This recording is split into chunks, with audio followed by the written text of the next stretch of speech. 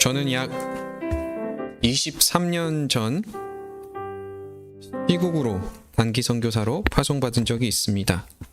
그때 당시에는 군대에서 전역한 지 얼마 되지 않았기 때문에 오랫동안 선교 사역을 할 수 없어서 비록 짧은 기간에 단기 선교사로 파송받았지만 우리가 흔히 생각했던 여름철이나 겨울철에 다니는 미션 트립과는 조금 달랐습니다. 한 전문인 선교단체에서 정식적으로 저를 허입하였고 저는 그 모든 훈련을 이수하고 파송된 말 그대로 단기 선교사였습니다.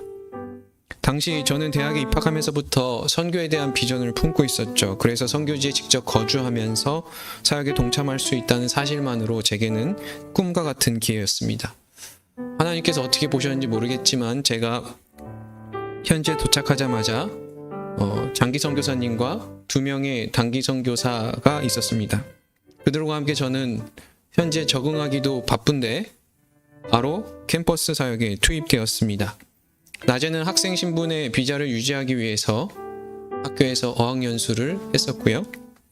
오후에는 대학생들과 함께 큐티 모임과 저녁 식사를 하면서 그런 일상을 보냈습니다. 토요일이 되면 전체 모임이라고 하여서 장기 선교사는 희생할 수 없으니 단기 선교사는 네가 희생하라 하면서 잡히더라도 네가 잡혀라 하면서 제가 거주하고 있었던 집에서 적게는 15, 많게는 25명의 대학생들이 모여서 아침부터 저녁까지 말씀과 친교의 시간을 가졌습니다.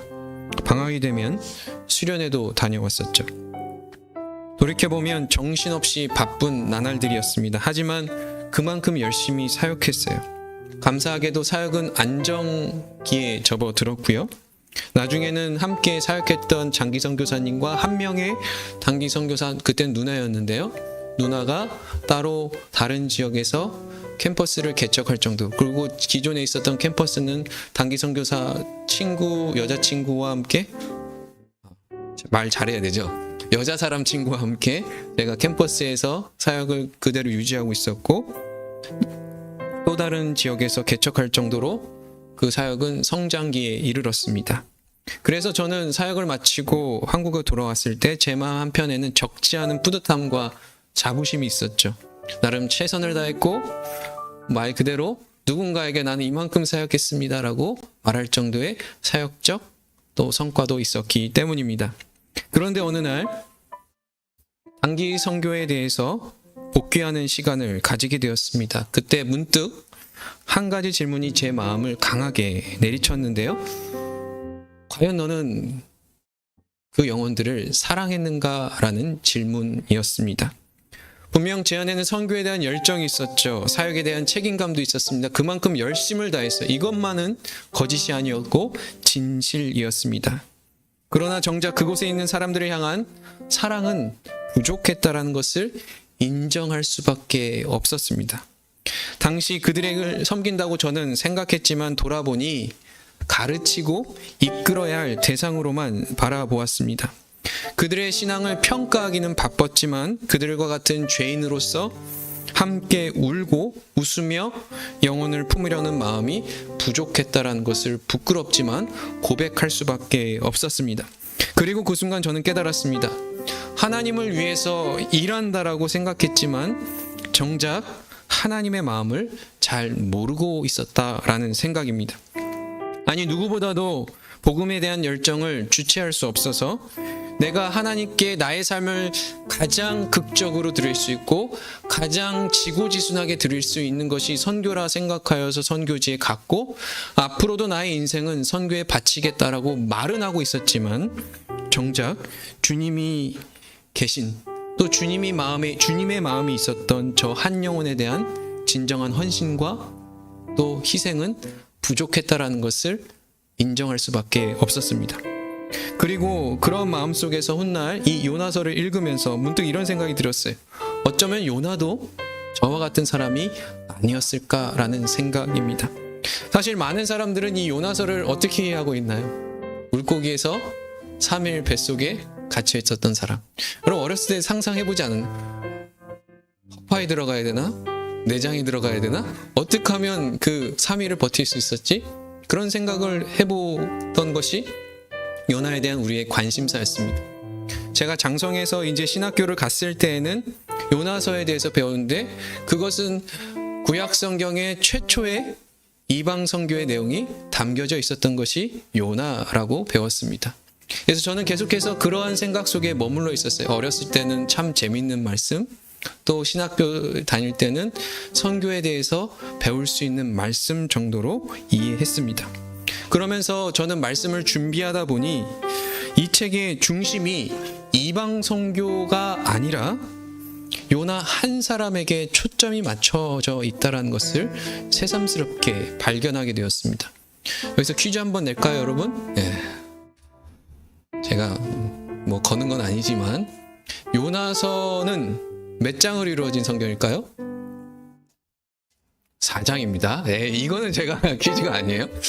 그러면 총 1장부터 4장까지는 몇 절에 이루어진 성경일까요? 네, 총 48절입니다. 여러분, 요나서 전체가 8절이라면 어떻게 보면 신약 성경 마태, 마가, 누가 한 장과 비교해 봐할 그 양의 분량입니다. 매우 적다라고 말할 수 있어요. 이 48절 중에 정작 선교에 대해서는 몇 구절이 나올까요? 총 8구절이 나옵니다. 나머지는 요나와 하나님과의 대화나 또 다툼의 이야기입니다. 명령하신 하나님과 그 명령에 불순종하는 요나, 재앙을 내리신 하나님, 이를 통해서 회개하는 요나, 살리셔서 다시 명령하신 하나님, 그럼에도 불구하고 투덜대는 요나, 재앙을 돌이키심을 보며 나 죽여주십시오라고 하나님께 요구했던 요나, 이를 설득시킨 하나님, 이것이 요나서 이야기의 전부입니다. 정작 니느웨는 어떻게 되었는지 성경은 관심이 없어요. 다시 말해서 요나는 니느웨라는 과제를 중심으로 놓고 하나님과 하나님의 선지자 사이에 공방전이 벌어지는 내용을 기록한 것이 전부라고 말해도 과언이 아닐 정도의 성경입니다. 그렇기 때문에 우리는 이 요나서의 가장 핵심적인 내용인 선교가 아니라 요나에게 집중해 본다면 여러분, 요나는 과연 어떤 사람이었을까요? 오늘 본문은 여호와의 말씀이 아미떼 아들 요나에게 임했다라고 시작합니다. 여기서 여호와의 말씀이 누구누구에게 임했다라는 이 말은 선지자로 부름받은 사람의 그 대표적인 어떤 내용이기도 합니다. 말 그대로 그는 누구라고요? 하나님께서 직접 임명한 선지자입니다. 여호와의 말씀이 임했다고요. 성경에서 여호와의 말씀의 그 깊이와 넓이가 어떻게 표현되었냐면 요한복음 1장 이렇게 기록되어 있습니다. 우리 함께 읽어볼까요? 태초에 말씀이 계시니라. 이 말씀이 하나님과 함께 계셨으니 이 말씀은 곧 하나님이시라. 그가 태초에 하나님과 함께 계셨고 만물이 그로 말미암아 지은 바 되었으니 지은 것이 하나도 그가 없이 된 것이 없느니라. 말씀이 어떤 거라고요? 창조입니다. 창조의 능력이에요. 근데 지금 그 창조의 능력이 누구에게 임했다고요? 요나에게 임했다. 심지어 불신자도 아니라 온 천지를 창조하신 여호와 하나님의 능력이 그를 선지자로 부르고 있었습니다. 근데요, 그냥 선지자도 아니에요. 실적이 제가 단기 선교했을 때처럼 좋은 선지자입니다. 엘리야와 엘리사 수준까지는 되지 않더라도 수많은 선지자들은 여러분 이사야도 읽어보지만 막 하나님의 말씀을 선포하고 하지만 뭐 인기도 못 얻고 구박만 받다가 인생을 마무리하는 선지자들이 구약 성경에 많이 있습니다. 그런데 요나는 자기가 당대에 예언했던 것을 실제로 눈으로 목도한 사람입니다. 자기가 예언했던 그 내용이 이스라엘의 회복으로 구체화된 사람이에요. 그만큼 그는 자기의 말씀이, 하나님의 말씀이 자신의 입술을 통해 증거되었을 때 어떻게 나라를 부흥시켰는지를 그는 보았던 사람입니다. 그는 선지자였을 뿐만 아니라 그 선지자적 능력이 자기의 삶으로 구체화되었던 사람이에요. 그런데 오늘 요나가 갑자기 여태까지 잘하고 있었던 그 선지 사역을 하나님의 말씀이 임하자 갑자기 도망치기 시작한 것입니다. 3절 말씀입니다. 우리 함께 읽어볼까요? 그러나 요나가 여호와의 얼굴을 피하려고 일어나 다시스로 도망하려 하여 욥바로 내려가. 그럼 왜 갑자기 요나가 여호와의 말씀을 피해 도망쳤을까요? 말씀드렸던 것처럼 누구보다도 하나님을 잘 알았던 사람, 또 능력 있게 그 사역들을 잘 감당했던 사람이 갑자기 불순종의 길을 왜 선택하고 있느냐 말입니다. 근데 여기 성경을 보면 다시 한번 말씀을 펴주세요. 열어주세요. 보면 독특한 표현을 사용하고 있는데 여호와의 얼굴을 피하려고입니다. 여러분, 여호와의 얼굴 보신 분? 아까 우리 일부 예배에 갑자기 방문하신 분이 있어서 아이들이 한 5명이 와 있었거든요. 아이들한테도 물어봤어요. 여기 하나님 얼굴 본 사람, 그러니까 다들 아니라고 대답하더라고요. 왜 못 볼까요? 하나님은 영이시기 때문입니다. 근데 성경은 왜 여호와의 낯을 피했다라고 표현하고 있을까요? 그런데 성경에 보면 여호와의 낯을 피한 게 요나만은 아니에요. 누가 처음으로 여호와의 낯을 피했던 불명예를 갖고 있었을까요? 여기 보면 아담이 선악과를 따먹고 나서 자기 인생의 주인됨을 선포했을 때 가장 첫 번째로 했던 것이 뭐라고요? 여호와의 낯을 피했다입니다. 다시 말해 여호와의 낯을 피하는 행위는 하나님과 관계를 단절하는 것을 넘어서 이제 하나님이 아니라 내가 내 인생의 주인이 되었겠다라는 선언 속에서 나온 자연스러운 행동이라고 말하고 있는 것이죠. 그러므로 지금 요나가 여호와의 낯을 피하려고 도망하는 역시 본질은 동일하다 말할 수 있어요. 그 역시 하나님의 선지자였지만 하나님의 말씀보다 자신의 가치와 기준을 위에 두기 시작하자 어떤 일이 벌어졌다고요? 여호와의 낯을 피하기 시작했다라는 것입니다. 그렇다면 우리는 계속해서 추적해서 들어가면 됩니다. 왜 요나는 선지자이면서도 하나님의 말씀보다 자기의 기준을 더 위에 두고 여호와의 낯을 피하기 시작했을까요? 오늘 본문은 아니지만 4장 2절을 보면 이렇게 기록되어 있습니다. 이것도 함께 읽어볼까요? 여호와여, 내가 고국에 있을 때에 이러하겠다고 말씀하지 아니하였나이까?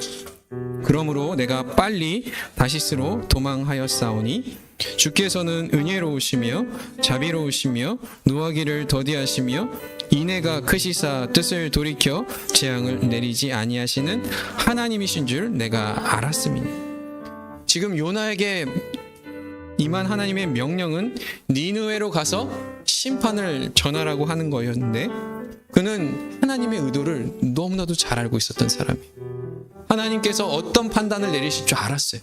그저 그냥 가서 니느웨를 가서 내 말을 전해라는 것이 아니라 그 말 자체는 하나님께서 이 백성을 용서하시겠다라는 것을 정확히 알았다는 사실입니다.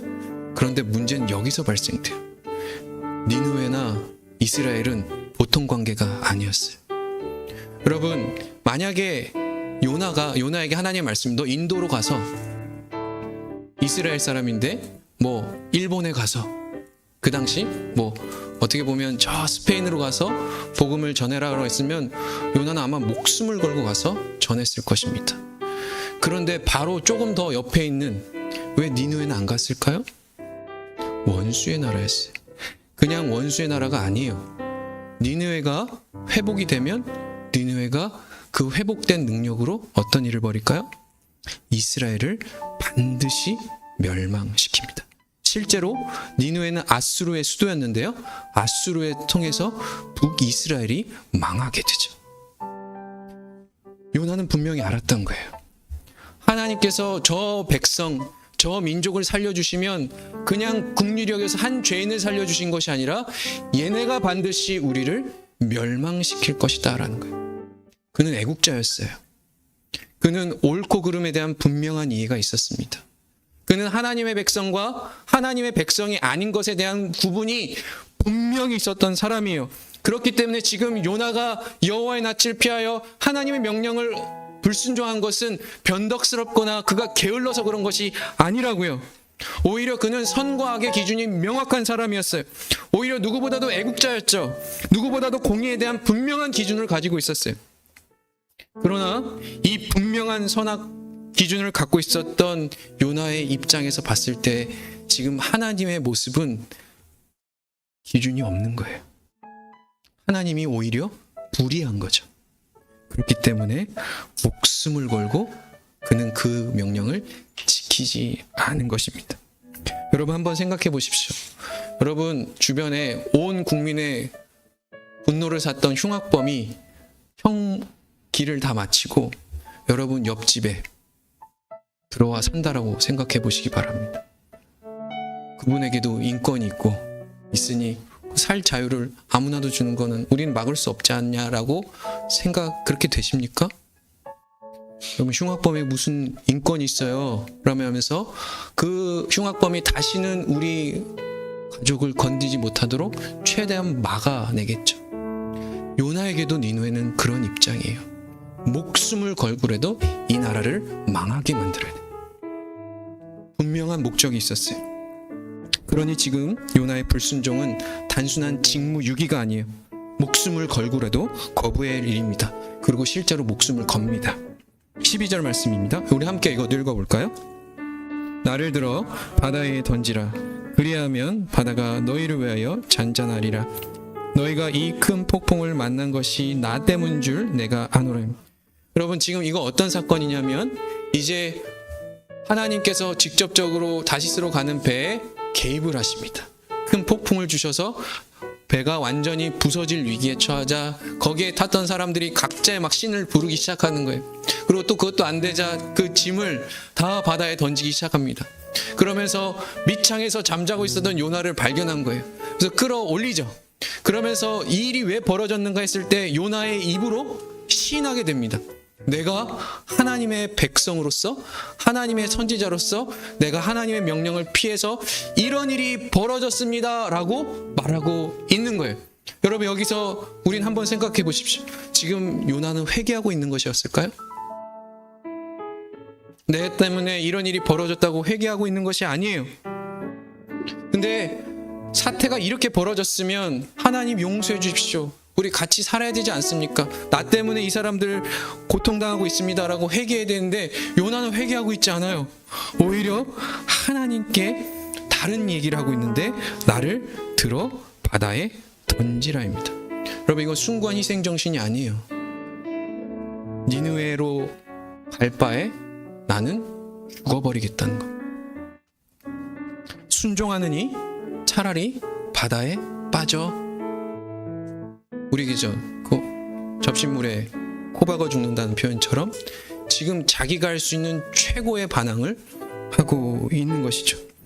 다시스로 향해서 내가 적당히 하나님 이 정도까지 했으면 하나님께서 알아셨어야죠. 그럼 포기하셔야죠. 근데도 바다까지 쫓아와서 이렇게 한다면 제가 선택할 수 있는 길이 뭘까요? 라고 하면서 죽어버리겠습니다 라고 하고 있는 거예요. 자신의 생명을 걸고서라도 지금 뭐 하고 있다고요? 하나님 당신이 틀렸고 내가 맞아요 라고 하고 있는 것입니다. 그럼 이쯤 되면 요나 대단한 사람 아닌가요? 네. 우리가 보통 훌륭한 신앙은 어떤 거죠?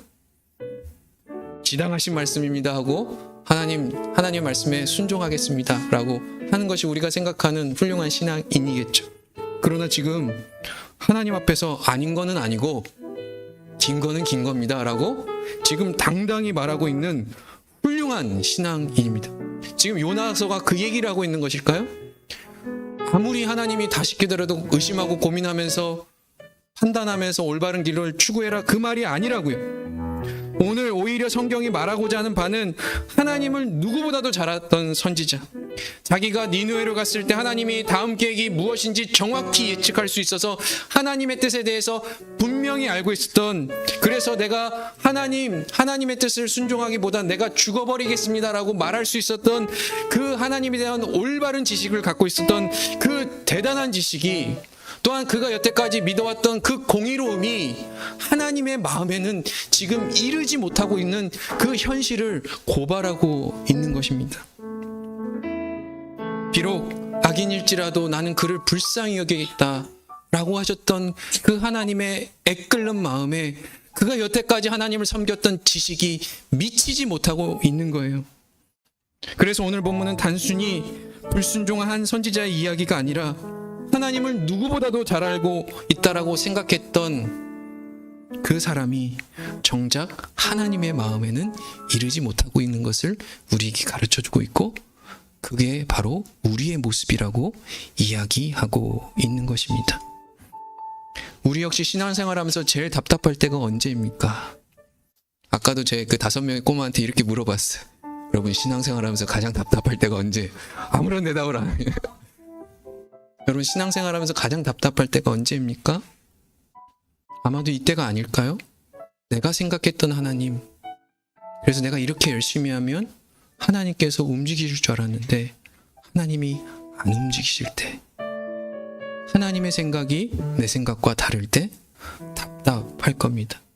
난 이렇게 신앙생활하면 하나님께서 응답하실 줄 알았는데, 저 정도의 나쁜 사람이면 하나님이 심판하실 줄 알았는데, 내가 하나님을 위해서 열심히 하면 하나님께서 내 인생의 문제를 해결해 줄 줄 알았는데 하나님이 움직이지 않는 거예요. 여러분, 실제로 그럴 때가 있지 않나요? 내 생각과 기준에 도저히 용납되지 않고 징계받아야 한다고 마땅히 여기는 그 사람이 떵떵거리고 잘 살고 있을 때, 저도 목회자잖아요. 전 목사로서 기준이 있어요. 신학교에서는 목회자는 이래야 된다고 배웠기도 했고요. 목회 현장에서 목회는 이뤄야 되는 것을 저는 알고 있습니다. 근데 목회를 하다 보니까요, 실제로 그러지 않더라고요. 옳지 않은 것이 또 영광을 받을 때가 있고요. 옳았다고 생각했던 것이 패배자의 씁쓸한 슬픔에 잠기는 모습을 저는 보게 됩니다. 그때마다 저도 물어요. 하나님, 왜 이렇게 되는 겁니까? 도대체 하나님 뜻이 뭐예요? 하나님 지금 올바르게 행동하고 계십니까? 우린 늘 이렇게 하나님께 묻는다고요. 하나님 앞에 우리의 생각을 내려놓고 하나님의 일하심을 기다리는 것이 아니라, 우리의 생각과 하나님의 생각이 다르면 우리는 바로 하나님께 들이댑니다. 왜 그렇게 하셨습니까? 언제까지 그러실 겁니까? 마치 요나와 같이 여호와 하나님께 등을 돌리거나 왜라는 질문을 통해서 우리는 반기를 들죠. 왜냐하면 우리에겐 우리가 외면할 수 없는 현실이 있다라고 우리에게 스스로 면죄부를 주기 때문입니다. 먹고 살아야지 하나님. 내 자녀들은 어떻게 해야 됩니까? 내가 세상 사람들처럼 올바른 거 거짓말 안 하고 공정하게 경쟁하면 내가 이 무한 경쟁 속에서 이길 수 있다고 생각하세요? 라고 우리는 늘 우리에게 이유를, 합리적인 이유를 들이대며 하나님의 일하심에 대해서 반기를 듭니다. 바로 우리는 이 지점에서 우리 스스로를 돌아봐야 돼요. 내가 아는 성경 지식으로 원수를 사랑해야 한다 하지만 우리의 실력은 그렇게 안 된다라는 것을 우리는 보게 되는 것이죠. 우리는 하나님을 잘한다고 생각합니다. 이렇게 하면 하나님께서 우리에게 역사할 거라고 생각하지만 우리는 하나님의 마음에 이르려면 아직도 멀었어요. 근데 여러분, 그렇다면 이제 마지막 하나 질문을 던지고 말씀을 마치려고 합니다. 철저히 내 기준만 또 고집만 하면서 차라리 바다에 빠져버리겠다라고 그 외쳤던 요나, 그럼에도 불구하고 하나님의 뜻에 이르지 못했던 그 괴리감을 우린 어떻게 해야 상쇄할 수 있을까요? 우리는 우리의 지식이 어떻게 하면 하나님의 마음까지 이룰 수 있을까요? 근데 신기하게 오늘 우리가 읽은 본문은 아니지만 17절에 다음과 같은 이야기가 나옵니다. 우리 함께 읽어볼까요? 여호와께서 예비하사 요나를 삼키게 하셨으므로 요나가 밤낮 3일을 물고기 뱃속에. 저는 이 말씀 예전에 읽을 때는요, 하나님께서 이 지금 모든 상황을 다 세팅하신 줄 알았어요. 그래서 요나가 빠질 걸 미리 아셨고 그래서 막 밑에 뭐 첩보 작전들 뭐 007 같은 거 보면 잠수함 막 밑에 대령하고 있잖아요. 그런 것처럼 하나님께서 이 모든 과정들을 다 세팅한 줄 알았어요. 그래서 뛰어내린 그 순간 바로 끌고 가서 니누에로 배송시키려고 하나님께서 지금 큰 물고기를 준비시킨 줄 알았어요. 그러나 그 내용이 아니에요. 하나님이 참으신 거예요. 그리고 기회를 주시는 거예요. 여러분, 우리 아이들 키워보면 나네 집 나갈 거야. 그리고 막 아이들 뭐 배째라 하면서 누워있는 아이들 바라보면서, 혹은 지금 요나가 나 죽어버릴 거야 하면서 벽에다 지금 머리를 막 들이댈 때 하나님 지금 뭐하고 계신다고? 잘한다 이렇게 하는 게 아니라 그 벽에다 손을 대고 계시는 거예요. 들이받아도 안 다치도록, 그리고 다시 일어설 수 있도록, 그 실패의 자리에서 다시 시도할 수 있도록 하나님은 기회를 주시는 거예요. 이 말은 우리가 하나님의 지식을 아무리 많이 가져도, 우리가 10년, 20년, 30년의 신앙생활을 아무리 열심히 해도 우리의 열심은 하나님의 마음에 이를 수가 없다라는 것을 보여주는 거예요. 요나가 할 수 있는 지극한 자기의 최고의 열정은 뭐라고요? 하나님, 나 죽어버리겠습니다. 우리가 하나님께 드릴 수 있는 것은 이것밖에 없습니다. 그럼에도 불구하고 우리가 하나님의 사랑에 이를 수 있는 유일한 이유는 하나님께서 우리를 참아주시고 다시 기회를 주실 때 일이 가능하다는 것을 우리는 다시 확인하게 되는 거예요. 마치 큰 물고기를 통해서 그를 지키시고 다시 기회를 주셨듯이 우리도 하나님의 은혜가 아니고서는 하나님이 바라시는 그 수준까지 잘할 수 없다는 것을 여러분 기억하시기 바랍니다. 우리는 늘 살면서 하나님께 원망을 할지 모르겠지만 우리가 있어야 할 그 자리는 하나님이 우리를 부르신 자리임을 기억하시고, 오늘도 우리가 할 수 있는 최선이 그것밖에 안 되지만 나에게 기회를 주시고 다시 일으키신 그 하나님이 오늘 나를 있게 했다는 그 사실을 믿고 믿음 안에서 살아가시는 복된 성도 여러분 되시기를 예수 그리스도의 이름으로 축원드립니다. 함께 우리 다 같이 자리에 일어나셔서 오늘 들으신 말씀을 가지고